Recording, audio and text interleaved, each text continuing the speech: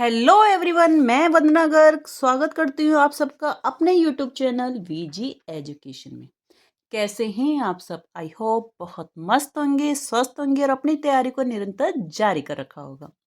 बात चल रही थी आरपीएससी फर्स्ट ग्रेड और अब दिन प्रतिदिन आपका समय घटता जा रहा है। 120 दिन आपके हाथ में शेष रह गए हैं। तो इन 120 दिन में आप किस तरीके से तैयारी करोगे उसकी भी मेरी एक वीडियो आएगी। उससे पहले आप मनोविज्ञान की वीडियो देखना ना भूलेगा। मेरे ही चैनल पर सारी की सारी वीडियो वन बाय वन आए जा रही हैं। अभी जो मैंने टॉपिक उठाया है वो उठाया है अधिगम। अधिगम क्या है, कैसे हैं, क्या विशेषता है, उनके सिद्धांतों की मैंने परिचर्चा कर रखे थे। कई सिद्धांत मेरे कंप्लीट हो चुके हैं तो उनकी वीडियो आप देखना ना भूलिएगा। आज जो मैं वीडियो बना रही हूँ वो बना रही हूँ समीपता अनुबंधन सिद्धांत, जो कि गुथरी का है। ठीक है, तो अपने टाइम को वेस्ट ना करते हुए सीधे आते हैं पॉइंट पे। तो पॉइंट यही है कि आज हम पढ़ेंगे गुथरी का समीपता अनुबंधन सिद्धांत। तो समझते हैं इसमें क्या है। पहले देखो, आपको मैंने एक बात पहले भी बोला था, पहले की वीडियो में बोला था कि हर सिद्धांत का बच्चे आपको जो भी उसके मल्टीपल नेम है वो आपको सारे याद होने चाहिए। किसी भी नाम से वो आ सकता है। क्लियर बात? तो यहाँ हम बात कर रहे हैं गुथरी का समीपता अनुबंधन सिद्धांत, जिसको बोलते हैं सामीप्य संबंध सिद्धांत। समीपता अनुबंधन सिद्धांत। आप एक और बात समझना, जब मैं आपको प्रयोग बताऊंगी उसी से आप समझ जाओगे कि इसका नाम समीपता अनुबंधन सिद्धांत क्यों पड़ा। समीपता अनुबंधन सिद्धांत, सामीप्य संबंध सिद्धांत, या हम बोल सकते हैं उद्दीपक अनुक्रिया समीपता सिद्धांत, ऐसा कॉन्टिग्यूटी थ्योरी, एकल प्रयास का सिद्धांत, थ्योरी ऑफ सिंगल ट्रायल, प्रतिस्थापन या स्थानापन्न का सिद्धांत, सब्स्टिट्यूशन थ्योरी। दोबारा से रिपीट कर रही हूँ। गुथरी का है ये समीपता अनुबंधन सिद्धांत, सामीप्य संबंध सिद्धांत, उद्दीपक अनुक्रिया समीपता सिद्धांत, एकल प्रयास का सिद्धांत और प्रतिस्थापन स्थानापन्न का सिद्धांत। प्रतिपादन क्या है? एडविन गुथरी ने 1952 में उन्होंने अपनी पुस्तक साइकोलॉजी ऑफ लर्निंग के अंतर्गत इस सिद्धांत का प्रतिपादन किया है। कौन से सिद्धांत का?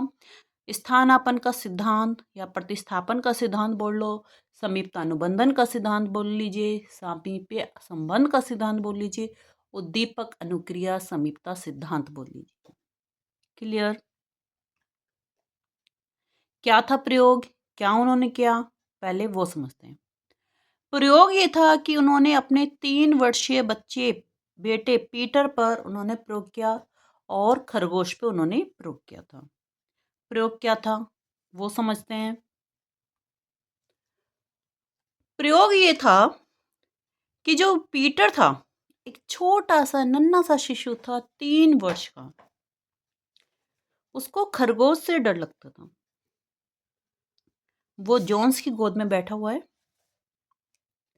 पीटर एक जोन्स की गोद में बैठा हुआ है। जोन्स की गोद में क्यों बैठा हुआ है? क्योंकि उसको जोन्स पर विश्वास है। तो जो जोन्स पर विश्वास है वो क्या है? एक अनुक्रिया है। उस अनुक्रिया किसके प्रति है? वो अनुक्रिया जोन्स के प्रति है, लेकिन खरगोश के प्रति नहीं है। क्यों नहीं है? क्यों विश्वास नहीं है? क्योंकि वो खरगोश से डरता है। जोन्स और खरगोश क्या है यहाँ पर? उद्दीपक है। अनुक्रिया क्या है? विश्वास। यहाँ क्या है? अनुक्रिया है। जो अनुक्रिया जोन्स के साथ हो रही थी वही अनुक्रिया अब खरगोश के साथ होगी। कैसे होगी ये समझते हैं। यही इस सिद्धांत पर आधारित है। समझिए,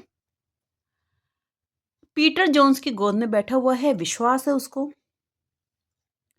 धीरे धीरे जोन्स ने क्या किया? उसको खरगोश के पास गया, हल्का सा टच किया, वापस आया। फिर गया, हल्का सा टच किया, वापस लेकर आया। पीटर ने धीरे धीरे खरगोश के पास बार बार गया, उसके समीप बार बार गया। तो उसको विश्वास हो गया कि ऐसा कुछ नहीं है कि मैं इससे डर जाऊंगा। तो जो विश्वास उसको जोन्स के साथ था वही विश्वास उसको किसके साथ हो गया? खरगोश के साथ हो गया। यानी कि जो अनुक्रिया वो जोन्स नामक उद्दीपक के साथ कर रहा था, वही अनुक्रिया वो खरगोश के साथ करने लगे। खरगोश नामक उद्दीपक, यानी कि उद्दीपक स्थानांतरित हो गया, इसलिए इसका नाम क्या पड़ा? स्थानापन्न का सिद्धांत या प्रतिस्थापन का सिद्धांत। कि जो अनुक्रिया वो जोन्स के साथ कर रहा था, वही अनुक्रिया अब वो खरगोश के साथ करने लग गया। तो उद्दीपक जो विश्वास पीटर को जोन्स पर था, वही विश्वास अब किस पे हो गया? खरगोश पर हो गया। तो दीपक अनुक्रिया के बीच संबंध स्थापित करने से अधिगम प्रक्रिया प्रभावशाली बन जाती है। इसका मतलब ये है बच्चे कि हमें जब तक टीचर पे विश्वास नहीं होगा तो हम अधिगम अच्छे से नहीं कर सकते। आप डाउटफुल चल रहे हो, पता नहीं क्या पढ़ा के जाएगी, क्या करके जाएगी।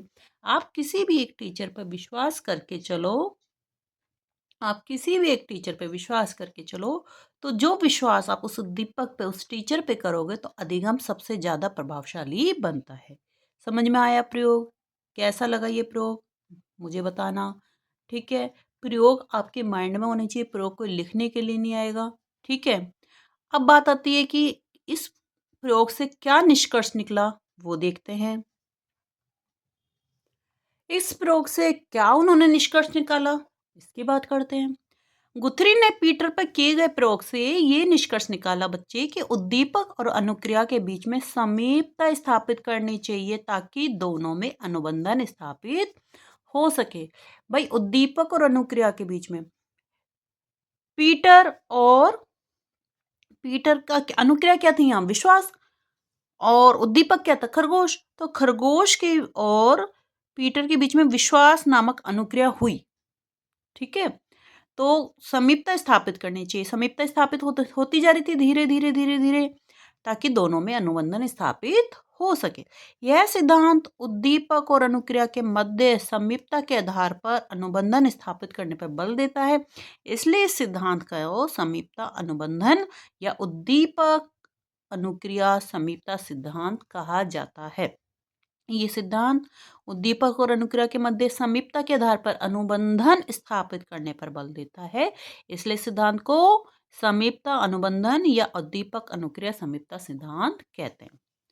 गुथरी के अनुसार सीखना जो होता है वो एकल प्रयास का परिणाम होता है। बिल्कुल जी, बार बार आप उसी प्रयास को करे जा रहे हो, करे जा रहे हो। हम खरगोश के पास बार बार पीटर को लेके जा रहे थे। ठीक है? तो एक प्रयास को बार बार करोगे एक जैसा प्रयास, इसलिए इसको एकल प्रयास का नियम यानी कि एक ही प्रयास कहते हैं। समझ में आया? इस सिद्धांत के अनुसार अधिगम जन्मजात या अर्जित अनुक्रियाओं को दूसरे उद्दीपकों की ओर विस्तारित या प्रतिस्थापित करता है। भाई जो विश्वास उसको जोन्स के प्रति था, वही विश्वास खरगोश के प्रति आया ना, प्रतिस्थापित हुआ, स्थानांतरित हुआ। इसलिए इसे प्रतिस्थापन या स्थानापन्न का सिद्धांत कहते हैं। समझ में आ गया कि एकल प्रयास का सिद्धांत क्यों कहते हैं, प्रतिस्थापन या स्थानापन्न का सिद्धांत क्यों कहते हैं, उद्दीपक अनुक्रिया समीपता सिद्धांत या समीपता अनुबंधन सिद्धांत क्यों कहते हैं। यहाँ तक समझ में आ गया? क्लियर? ओके। अब जो मैं पॉइंट बता रही हूँ वो बहुत ध्यान से सुनना, वो भी बहुत इम्पोर्टेंट है। पॉइंट क्या है कि जो गुथरी हैं,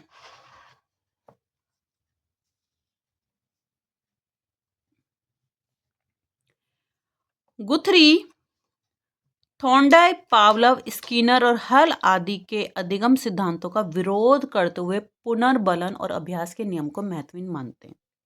देखो ये बात तो आपको पता ही है कि हमने थॉर्नडाइक का नियम पढ़ा, पावलव का पढ़ा, स्किनर का भी पढ़ा और हल का भी नियम पढ़ा। ये सब पुनर्बलन और अभ्यास के नियम को मानते हैं, लेकिन गुथरी कहते हैं कि ऐसा कोई नियम नहीं है, ये महत्वहीन मानते हैं। क्लियर? उनका मानना है कि पुनर्बलन क्रिया करने के बाद दिया जाता है जो महत्वहीन है। भाई पुनर्बलन आप जो देते हो, जो भी आप गिफ्ट दे रहे हो, पुरस्कार दे रहे हो, वो क्रिया करने के बाद दे रहे हो, तो वो महत्वहीन है, वो ऐसा मानते हैं। तो यहाँ जरा ध्यान समझना कि गुथरी पुनर्बलन और प्रभाव के नियम को महत्वहीन मानते हैं। तो आपके पास आएगा कि कौन से मनोवैज्ञानिक जिन्होंने प्रभाव के नियम या पुनर्बलन को महत्वहीन माना या नहीं माना, तो वो थे गुथरी। समीपता किसके बीच में हुई थी? उद्दीपक और अनुक्रिया के बीच में, यानी कि खरगोश और विश्वास। इस तरीके के क्वेश्चंस बनते हैं कि इस नियम में समीपता किसके बीच में हुई थी, किसके बीच में अनुबंधन बना था, तो वो था आपके पास उद्दीपक और अनुक्रिया के बीच में, यानी कि खरगोश और विश्वास के बीच में। ठीक है। अब एक और, थॉर्नडाइक, पावलव, स्किनर और हर और गुथरी, ये सब व्यवहारवादी हैं। थॉर्नडाइक, पावलव, स्किनर, हल और गुथरी, ये सब व्यवहारवादी हैं।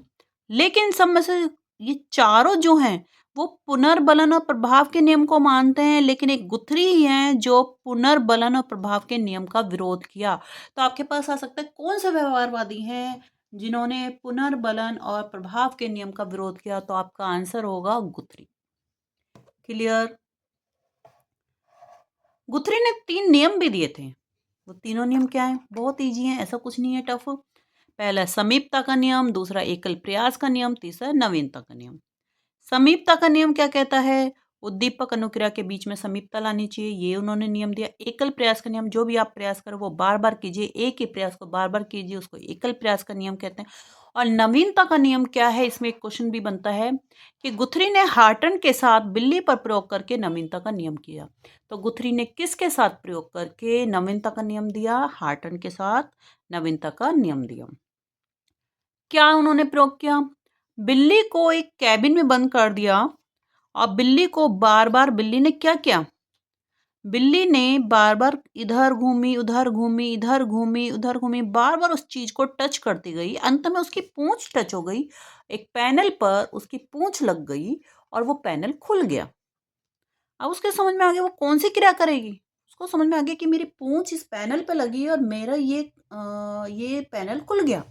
तो वो कौन सी क्रिया करेगी? जो अंतिम क्रिया जिससे उसको सफलता मिली है, उस क्रिया को बार बार करेगी। तो वही वो कह रहे हैं गुथरी कि वो अंतिम क्रिया को बार बार करेगी और अंतिम क्रिया को ही बार बार दोहराए जाने को नवीनता का नियम कहते हैं। नवीनता आई कि भाई अच्छा, इस क्रिया को करने से मुझे सफलता मिली है। गुथरी ने बालक की खराब आदतों को, 3 नियम समझ में आ गए। समीपता का नियम हो गया, एकल प्रयास का नियम हो गया, नवीनता का नियम। क्वेश्चन ऐसे ही आते हैं बच्चे कि एकल प्रयास का नियम किसने दिया है, समीपता का नियम किसने दिया है, नवीनता का नियम किसने दिया है। इस तरीके से आपके क्वेश्चंस बनते हैं। अब लास्ट, गुथरी ने बालक की खराब आदतों को दूर करने के लिए 3 विधियां भी बताई हैं। ये भी मोस्ट है, ध्यान से समझना। गुथरी ने बालक की खराब आदतों को दूर करने के लिए 3 विधियां भी बताई हैं। पहली जो विधि है वो है देहली विधि, जिसको आप सीमा विधि भी कहते हैं, जिसको आप थ्रेशोल्ड मेथड भी कहते हैं। इस विधि में क्या होता है? इस विधि में भय और क्रोध जैसी आदतों को दूर किया जाता है। इस विधि में उद्दीपक की तीव्रता को कम करते हुए धीरे धीरे बढ़ाया जाता है और खरगोश, जैसे कि खरगोश धीरे धीरे गोद में लाया गया। इसमें क्या था कि उद्दीपक की तीव्रता, मतलब कि हम खरगोश से जैसे डर रहे थे, तो वो धीरे धीरे उसको तो कम किया और धीरे धीरे उसकी तरफ हम समीप आए और बाद में खरगोश को धीरे धीरे गोद में भी लाया गया। तो ये होते हैं कि उसके अंदर भय और क्रोध जैसी आदतों को दूर किया जाता है। तो यह एक क्वेश्चन भी बनता है बच्चे कि क्रोध और भय जैसी आदतों को किससे दूर किया जाता है, कौन सी विधि है? वो है देहली विधि या सीमा विधि या ट्रेस होल्ड मेथड। ठीक है, THRESHOLD। सेकंड जो उन्होंने विधि बताई है वो बताई है थकान विधि, जिसको आप बोलोगे फैटिग्यू मेथड।